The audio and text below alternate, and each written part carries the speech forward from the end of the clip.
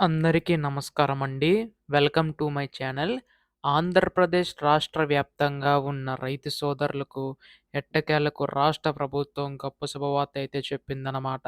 So, మనకి ఈ యొక్క అన్నదాత సుఖీభవ పథకం సంబంధించి గాను ప్రతి ఏటా కూడా రూ. 20,000 అందిస్తామని చెప్పి హామీ అయితే ఇవ్వడం అయితే జరిగింది కదండీ! సో, దానికి సంబంధించి గాను మనకి నిధులనేవైతే విడుదల కాబోతున్నాయి. అయితే ఎప్పుడు విడుదల చేస్తారు? ఎవరు అర్హులు? ప్రతి అప్డేటు కూడా ఈ వీడియోలో పూర్తిగా తెలుసుకోండి. రైతన్నలు అందరూ కూడా ఈ వీడియోనైతే పూర్తిగా చివరి వరకు అయితే చూడండి. అప్పుడే మీకు పూర్తి సమాచారం అంతా కూడా తెలుస్తది.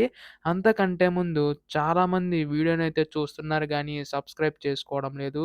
మీరు గనక సబ్స్క్రైబ్ చేసుకుంటే నేను పెట్టే ప్రతి చిన్న లేటెస్ట్ అప్డేట్ కూడా మీరు ఎప్పటికప్పుడు మిస్ కాకుండా తెలుసుకోగలుగుతారండి. అందుకోసం వెంటనే ఛానెల్‌నైతే సబ్స్క్రైబ్ చేసుకోండి. అలాగే వీడియోకైతే లైక్ చేయండి. దీని ద్వారా మరికొంతమందికి సమాచారం అయితే అందుతుంది. ఇంకా ఆలస్యం చేయకుండా వీడియోలోకైతే వెళ్ళిపోదాం.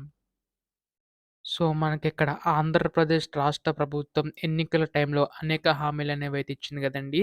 అందులో భాగంగానే మనకి అన్నదాత సుఖీభవ పథకం సంబంధించి గాను అర్హులైన ప్రతి ఒక్కరికి కూడా మనకి ప్రతి ఏటా కూడా రూ. 20,000 అందిస్తామని చెప్పి హామీ అయితే ఇవ్వడం అయితే జరిగిందండి. సో, దీనికి సంబంధించి గాను ముఖ్యంగా చూసుకున్నట్లయితే ఈ యొక్క రూ. 20,000 ఎప్పుడు అందిస్తారు అన్న దానిపై చాలా మందికైతే సందేశం అయితే ఉందన్నమాట.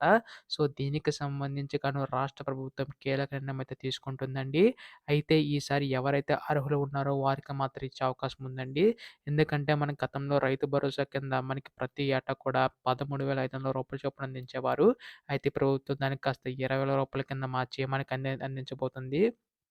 కాకపోతే ఇక్కడ రాష్ట్ర ప్రభుత్వం తరపున రూ. 14,000, కేంద్ర ప్రభుత్వం తరపున రూ. 6,000 మాత్రమే ఇస్తుందండి. సో, మనకిప్పుడు కేంద్ర ప్రభుత్వం మనకి 18 విడతల కింద నిధులనేవైతే విడుదల చేసింది గదా! ఇప్పుడు రాష్ట్ర ప్రభుత్వం ఈ యొక్క 14,000 ఎప్పుడు విడుదల చేస్తుంది అన్న దానిపై చాలా మందికైతే సందేశం అయితే ఉందన్నమాట. సో, దీనికి సంబంధించి గాను రాష్ట్ర ప్రభుత్వం కీలక నిర్ణయం అయితే తీసుకుంటుందండి. అయితే ఈ యొక్క అన్నదాత సుఖీభవకి సంబంధించి మీకు కావాలంటే మాత్రం అర్హులై ఉండాలన్నమాట.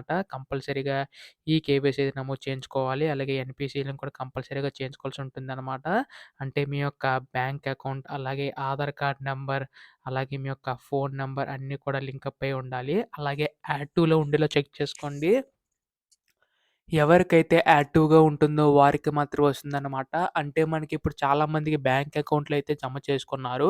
కాకపోతే అవి యాక్టివ్‌గా వాడకంలో లేకపోతే మాత్రం మీకు డబ్బులు పడినా గానీ మీకైతే రావన్నమాట. సో, యాక్టివ్‌లో ఉన్న ఫోన్ నంబర్‌లు గానీ, బ్యాంక్ అకౌంట్‌లకి మాత్రమే లింకప్ అయితే చేయించుకోండి. సో, ఈ విధంగా అయితే మీరు చేయించుకోవాల్సి ఉంటుందన్నమాట. అయితే ప్రస్తుతం దీనికి సంబంధించి గాను నిధులనేవి అసలు ఎప్పుడు కేటాయిస్తారు అన్న దానిపై చాలా మందికైతే సందేశం అయితే ఉందన్నమాట.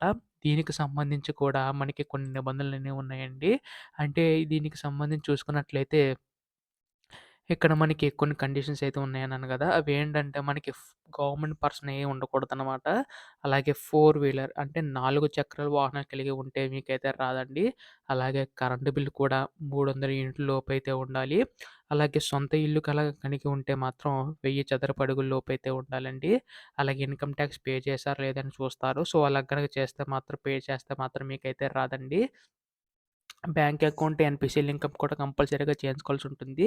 ఇలా కొన్ని కండిషన్స్ అనేవైతే ఉన్నాయన్నమాట. సో, దీని ద్వారా అర్హులకు మాత్రమే ఈ యొక్క అన్నదాత సుఖీభవ పథకం వెళ్తుందని చెప్పి రాష్ట్ర ప్రభుత్వం భావించి నిర్ణయం అయితే తీసుకుంటుందండి. సో, దీనికి సంబంధించి గాను రాష్ట్ర ప్రభుత్వం మనకి త్వరలో నిధులనేవైతే కేటాయించబోతుంది.